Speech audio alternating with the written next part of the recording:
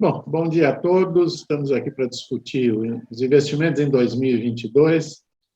Esse é um evento dentro do nosso projeto de fusão da indústria de fundos, que é patrocinado pela BBDTVM, que sustenta esse projeto com um grande foco na questão da difusão de investimentos de longo prazo, dessa visão mais correta, vamos dizer assim, de investimentos, né? A BBDTVM é a maior asset do país, ela tem 1,3 trilhões de asset under management, ela tem quase 20% da indústria de fundos em termos de ativos sob gestão. O Centro de Estudos em Finanças, que é coordenado por mim, pela professora Cláudia e pelo professor Rochman, faz um monte de coisas. A gente faz esse projeto de fusão da indústria de fundos, faz o guia de fundos da FGV, o antigo Guia Exame, já há 21 anos, faz o melhor banco e plataforma para investir há uns 10, 12 anos, faz o Valor 1000, que é o anuário de empresas do jornal Valor Econômico há 20 anos, faz o Valor Previdência também há muitos anos. Temos o Núcleo de Finanças Comportamentais, coordenado pela professora Cláudia. Acabamos de ter o 8º Encontro Brasileiro de Economia e Finanças Comportamentais. Temos o nosso portal de fundos, que é onde eu, a Cláudia e o Ricardo divulgamos vídeos e estudos, também com este foco muito em investimento de longo prazo, desmistificando um pouco uma série de coisas que nós temos aí, principalmente dos influencers, né? Fazemos o anuário da indústria de fundos de investimento, que é o quem é quem da indústria, já há uns 12 anos. Fazemos o anuário dos agentes autônomos de investimento há 3 anos. Temos o índice de qualidade de atendimento de bancos e plataformas, junto com a Coluna. A Coluna é uma empresa de pesquisas global. Acabamos de fazer uma pesquisa sobre risco relevante. Ela foi rodada no Brasil, na Inglaterra e na França. Nós vamos agora analisar os dados nas próximas semanas. Temos o núcleo SG Investing. E a nossa agenda hoje é discutir um pouco o cenário global, local e o que fazer com o dinheiro, né, que é o que interessa.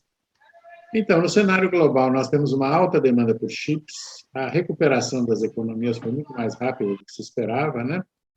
E temos uma expectativa grande em relação à inflação, até por esse excesso de demanda no mundo inteiro. E temos também, para completar essa questão da inflação, uma política monetária nos países centrais bastante frouxa, vamos dizer assim, com uma injeção muito grande de liquidez em todos os países. Eu moro em Portugal há muitos anos e lá estamos recebendo dinheiro assim de balde, né, para fazer a manutenção da economia durante a pandemia e agora para fazer modernização da economia, recuperação e tudo isso, né?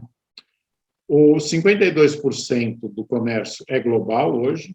O comércio global é onde o produto passa por pelo menos 2 fronteiras, né? E nós temos uma quebra nas cadeias de suprimento. Essa queda foi causada pelo Covid, pelo clima, por problemas geopolíticos, por um monte de coisa e por excesso de demanda. Então, nós não temos containers disponíveis.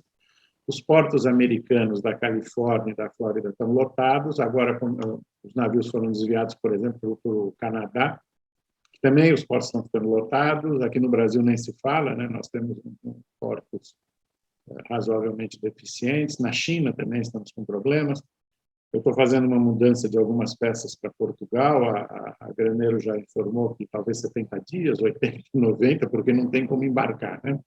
Então, nós temos problemas nessa cadeia de suprimento. O Covid interrompeu a produção de chips na Malásia, problema sério, e quando aumentou a demanda, nós passamos a ter mais problemas. Aqui no Brasil, Toyota Corolla está com o seu multimídia vindo de terceiros, não é fabricado pela Toyota. Esses terceiros conseguiram chips, ou tinham, ou chips mais baratos, ou qualquer coisa assim.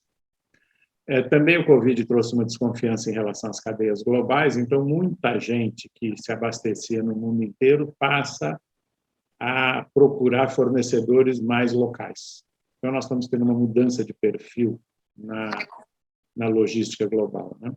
E na China, nós tivemos uma redução de produção por conta, seja de emissões de carbono, que estavam muito fortes. A China, 70% da energia dela, qualquer coisa assim, vem de carvão, que é altamente poluente, né? O clima no Texas também houve uma queda na produção de chips por causa de blackouts causados por tormentas. Aqui no Brasil a gente pouco vê isso, mas é um fator fundamental. Na Inglaterra a gente viu a greve dos caminhoneiros, quer dizer, você tem um problema de Brexit e crise energética. Hoje os caminhoneiros que trabalhavam na Inglaterra estão trabalhando no leste europeu foram embora, porque estava difícil, caro e tudo mais, né? Também nós tivemos um evento de falta de vento na Inglaterra, com baixa produção de energia, e, de novo, a China com redução de produção por causa do clima, mas também por conta de metas de emissão, né? Geopolítica, né? A gente teve um aumento de medidas protecionistas desde o fracasso do encontro de Doha de 2008. Temos esse conflito Estados Unidos-China, que foi muito exacerbado pelo Trump, mas o Biden está mantendo boa parte desse conflito, né? E tem que lembrar que a China fez um gigantesco mercado comum, quer dizer, a China, não, países da Ásia fizeram um gigantesco mercado comum, que inclui ASEAN, China, Japão, Coreia, inimigos mortais de milênios, né? Agora estão de braços dados em prol do comércio livre.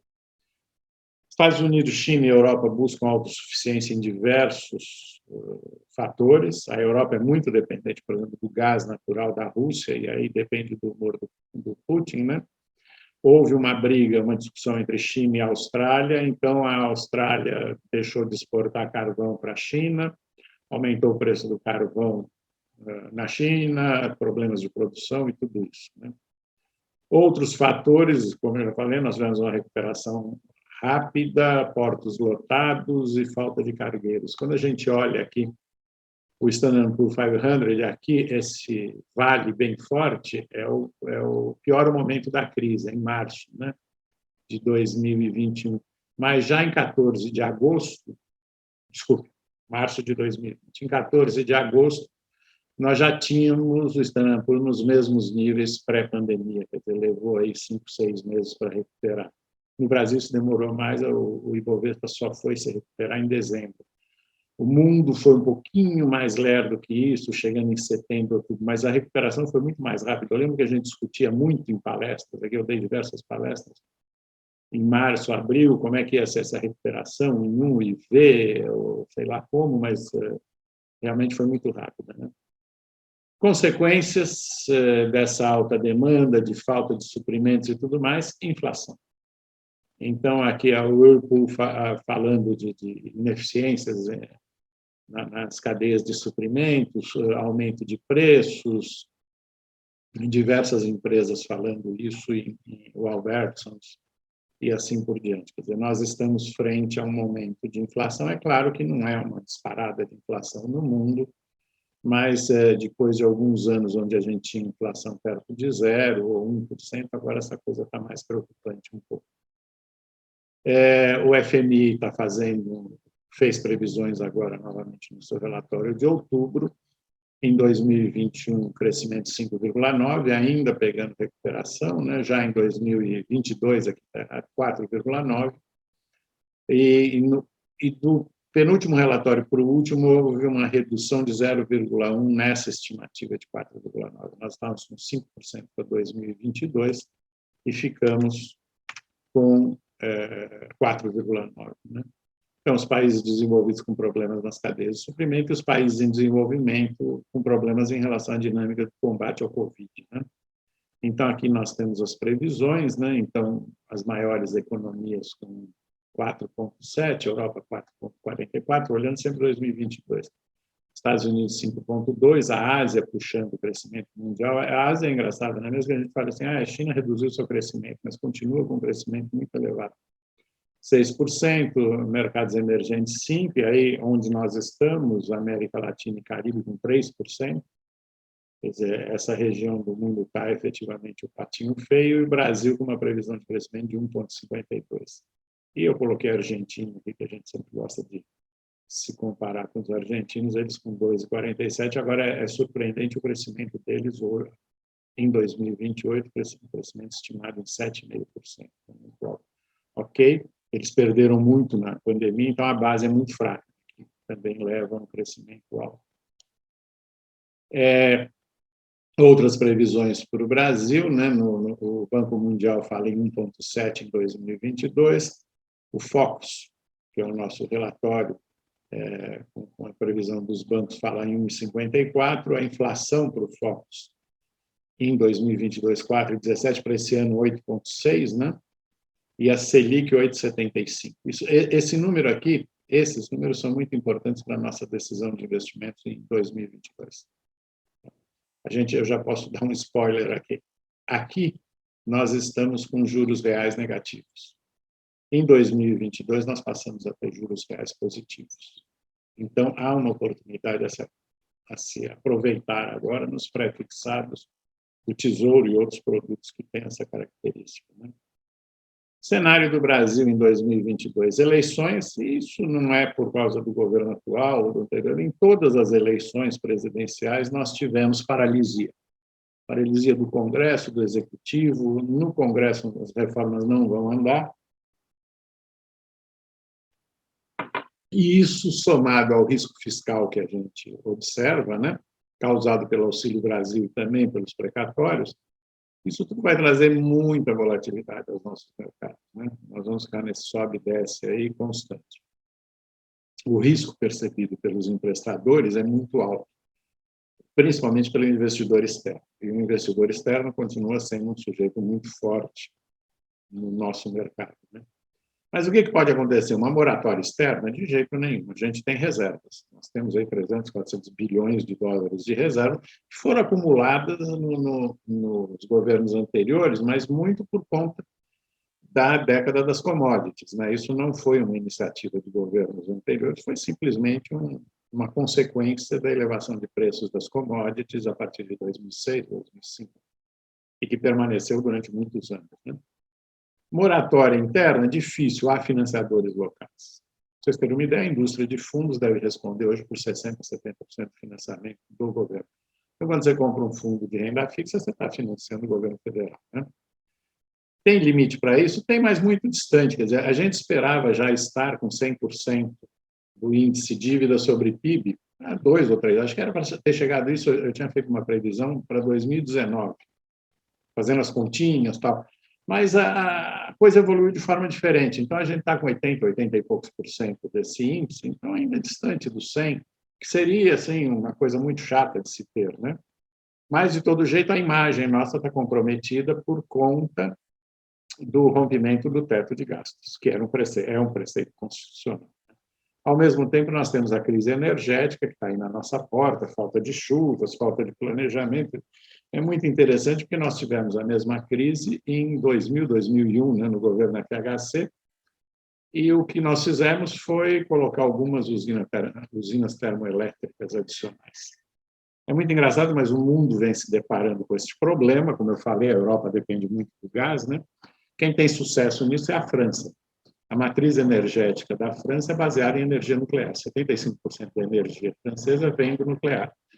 E eles, a China, os Estados Unidos, estão estudando mini-usinas. O Macron deve anunciar a construção de 6 mini-usinas nucleares nas próximas semanas. Isso está, inclusive, como tema do processo eleitoral francês. Quer dizer, nós aqui pensamos, que horror, energia nuclear. A França nunca teve um acidente. E mesmo a gente pensar no mundo, quer dizer, os acidentes que nós tivemos, Three Mile, Fukushima e antes disso, Chernobyl, né? Mas Chernobyl era tecnologia soviética e nós sabemos como aquilo funcionava.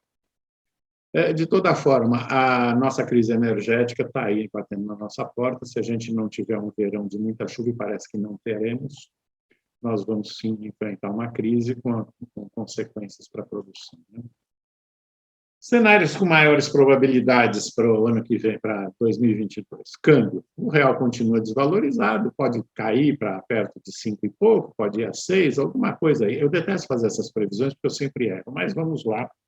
Eu acho que pensar no real desvalorizado é bastante factível, né? Mesmo com o ingresso de divisas por conta da exportação de commodities, nós temos um risco local que está muito grande e não deve diminuir. Como eu falei, nós teremos paralisia e disputa entre poderes, as eleições são sempre muito sangrentas no Brasil, né? A Bolsa, queda ou manutenção dos níveis atuais? Difícil ela subir no meio desse ambiente tão turbulento, né? É claro que você pode ter alguns contrapontos aí. Inflação elevada leva muitos investidores à busca de ativos reais. E ativos reais, nós temos imóveis, isso, aquilo, e temos ações. Ações são consideradas uma proteção para a inflação, tá? E nós temos também, como contraponto, as empresas exportadoras. O mundo em crescimento mais o real desvalorizado leva a uma exportação maior de commodities, que, aliás, nós vamos ver aqui mais à frente, o que o Brasil exporta hoje são commodities, né?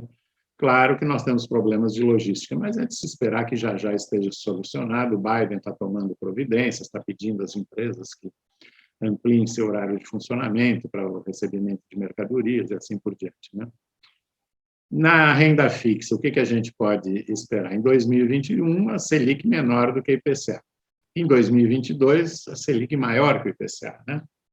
Então, olhando focos, aí repito aqueles números, 8,25 e 8,25 e 8,59 para 2021, respectivamente, Selic e IPCA, para 22, 8,75 e 4,17. Aí você fala assim, mas será que fica esse 4,17? A gente tem que acreditar em alguma coisa e o Banco Central está muito comprometido com a meta de inflação para 2022. O Campos Neto tem falado isso com muita frequência. Então, ele vai manter a Selic elevada, buscando reduzir o consumo e, portanto, conter a inflação. Claro que nós temos problemas além do consumo que tem gerado inflação, como o próprio câmbio, né? Boa parte do que nós consumimos tem dólar, tem câmbio no meio. Mas vamos acreditar nisso daí. Então, onde investir? Em primeiro lugar, se você está pensando em baixo risco, vamos falar em fundos de renda fixa, tesouro direto, risco moderado, fundos multimercados, e risco elevado, bolsa, tem que fazer uma escolha adequada. E eu vou falar também de fundos de private equity, que, em geral, não estão na mira do brasileiro, até porque o acesso a eles é mais recente. E nos fundos, a seleção, uma boa seleção é fundamental. Como eu disse, a gente faz o ranking de fundos há 21 anos. A gente sabe, nós sabemos que há muita coisa boa e há também muita coisa ruim nesse mercado, né? Os fundos de investimentos, o que a gente fez? Nós selecionamos os fundos 5 estrelas no Guia FGV de Fundos, que foi o período amostral desse último guia, foi fechado em 30/9, um período de análise de 3 anos. Tá? Olhamos só fundos voltados ao varejo, tá? E com investimento inicial inferior a R$300 mil. Então, aí tem de tudo, tem R$10 mil, 20 mil. Essa questão do investimento inicial em fundos é um pouco complexa, porque você vai encontrar bancos que falam assim, zero é o investimento inicial, mas aí você precisa ter mais ativos em outras áreas do banco. Tá? Isso é muito comum no private, né? Ele fala assim, é zero. Não, não é. Você tem que ter dinheiro no private para acessar o fundo. Mas esse foi nosso critério de seleção. O guia ainda não foi divulgado, ele será divulgado dia 2 de dezembro, tá? Mas a gente já tem os resultados, então usamos esses resultados. Então, aqui só para mostrar, eu peguei fundos de grandes bancos. Tá? Então, só para vocês terem uma ideia, aqui fundos do BB, Bradesco, Caixa e Itaú. Então, pegando do BB, que é o nosso patrocinador, mas sem grandes vieses, olha aqui, nós temos fundos que giraram nesses 3 anos, quer dizer, um período longo, acima de 95%, 94% do CDI. Isso é muito interessante, porque você vai a um banco, lá, com R$50 mil e compra um CDB, ele vai te oferecer 90% do CDI. E esse resultado já é líquido de imposto de renda, nesse caso que fundos têm come-cota. Então, é muito interessante. Aí você tem coisas aqui, 109%, 217% é um efeito diferente, é um fundo de inflação, né? Ele investe no IMAB. Mas os outros são fundos de renda fixa, assim como você tem dos concorrentes também, aqui, ó. Lá da Caixa, nós temos aí 102%, 95%, 96%, são alternativas interessantes.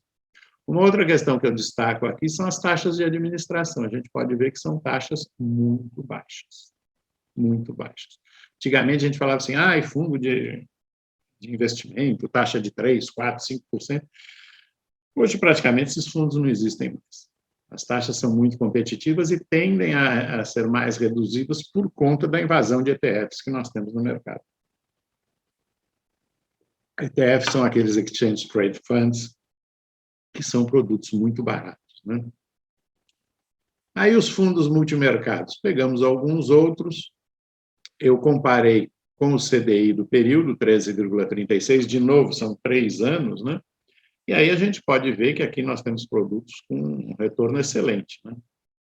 Tá? Então, é 180% CDI, 147%, 190%, 300%. Quer dizer, tem muita coisa aqui interessante. Esse Red Plus do Itaú foi um fundo muito premiado, muito destacado na indústria, principalmente em 2019 e 2020, né? Esses dois que eu marquei em amarelo são os únicos fundos que, além da taxa de administração, têm taxa de performance. Tá? É claro, aqui nos fundos multimercados, eu sempre falo o seguinte, ó, você tem taxas baixas e taxas mais elevadas, mas o que você tem que ver no final é quanto esse fundo entrega. No de renda fixa, a entrega vai ser muito parecida com o CDI. Então, se o fundo tiver uma taxa elevada, ele vai ficar distante do CDI, mas nos multimercados vai depender mais da habilidade do gestor, ou dos gestores, né? Então, vale olhar. E aqui nós temos os percentuais do CDI, o desvio padrão, que é baixo, e assim por diante. Então, esses são os fundos multimercados. Aí nós podemos pensar nos títulos públicos, né? Então, como eu falei, em 2021, o juro real nulo ou negativo, e 2022, juro real positivo. A premissa é a manutenção da Selic em níveis elevados e a redução da inflação para níveis condizentes com o teto da inflação, com a meta da inflação. Se você olhar no Tesouro Direto, eu olhei ontem, um título pré de 2024 está pagando 11,49. Então, se você pegar para 2021, olha aí, até você teria, se você tivesse comprado um título similar no começo do ano, é que aí a taxa estava mais baixa, mas você teria 2,67. Mas você pode comprar hoje e ter um ganho real estimado em 2022 de 7,02. Qual que é o risco disso? O risco disso é a inflação disparar. Qualquer motivo, aí, entramos em guerra com o Paraguai, a inflação dispara, aí a gente perde esse ganho. Mas se a inflação se mantiver, show. E aí eu sempre conto uma história, né? Na crise de 2007, 2008, o pré-convencimento em 2019, eram 10 anos, em 2017, estava pagando 17% ao ano. Uma tentação infinita, né? Mas naquele momento daquela crise, a gente também não sabia como é que a inflação ia se comportar. Hoje eu tenho uma crença de que ela vai ser mantida em níveis baixos em 2022. Tá? Então, a gente pode ter esse ganho no Tesouro Direto e vai ter esse ganho também em diversos daqueles fundos de renda fixa que tendem a acompanhar esse diferencial entre Selic e entre os títulos do governo, os prés, e a inflação. Então, são algumas oportunidades interessantes. Em termos de ações, quais são as nossas premissas? O real desvalorizado, uma safra grande, principalmente de soja, que se espera, né? E aí o nosso foco, óbvio, são as exportadoras. Por que não empresas de consumo, Magalu, não sei o quê? Porque o governo, o Banco Central, vai agir para reduzir o consumo. Pese que são excelentes empresas, como a Magalu e tal, mas eu focaria em exportadoras. E o que a gente exporta? Aí que eu queria mostrar.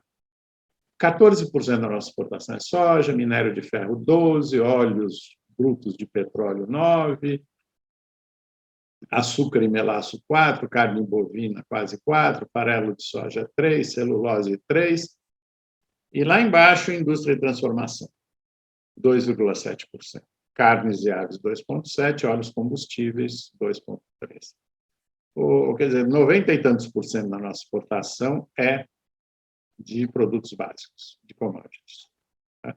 Isso vem há muitos anos acontecendo, a gente sofreu uma desindustrialização na nossa economia, o mundo sofreu essa desindustrialização, mas, em geral, as economias centrais trocaram a indústria por serviços de alto valor agregado.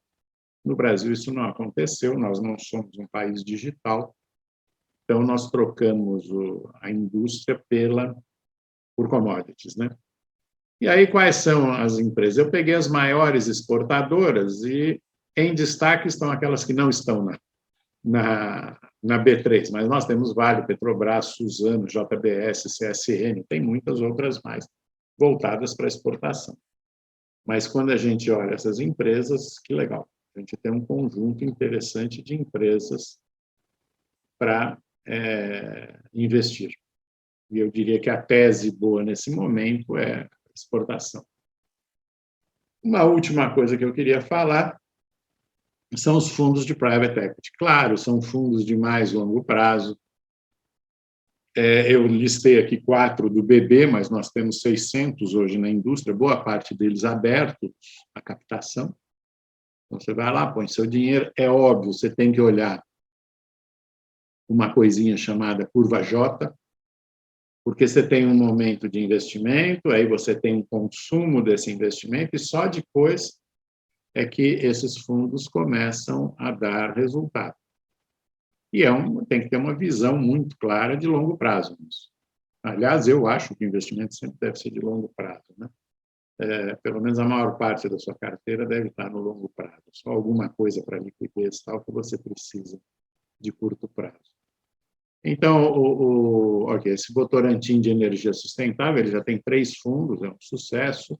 Internacionalização de empresa, Terras Brasil, Brasil Portos e Ativos Logísticos. A logística está muito na moda, inclusive nos fundos imobiliários, né? Ontem, ainda um grupo de alunos de graduação lá da GV apresentou o seu trabalho final, e um deles foi sobre um fundo de logística muito interessante, daqui a pouco eu lembro o gestor, mas que tem ativos em 8 ou 9 estados, é bem diversificado, mas é um fundo imobiliário, né? Aí vem as perguntas tradicionais, né? Eu não deveria investir em criptomoedas? O Bitcoin está a $60.000, né? Eu escrevi um artigo para o site Citywire e vou gravar um vídeo também sobre isso para o portal de fundos. O artigo deve ir ao ar amanhã, sobre Bitcoin. Então, eu coloco os prós.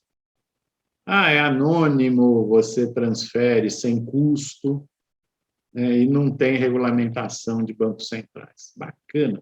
Só lembrando que a Bitcoin não é a maior criptomoeda, tem outras maiores. Mas vamos nos focar na Bitcoin, que é a mais conhecida, né? Os contras, é anônima. Então, hoje, se você quer cometer um crime, eu sequestrei o Fernando, peguei o dinheiro dele, esse dinheiro vai ser transferido na forma de Bitcoin, porque não é rastreável.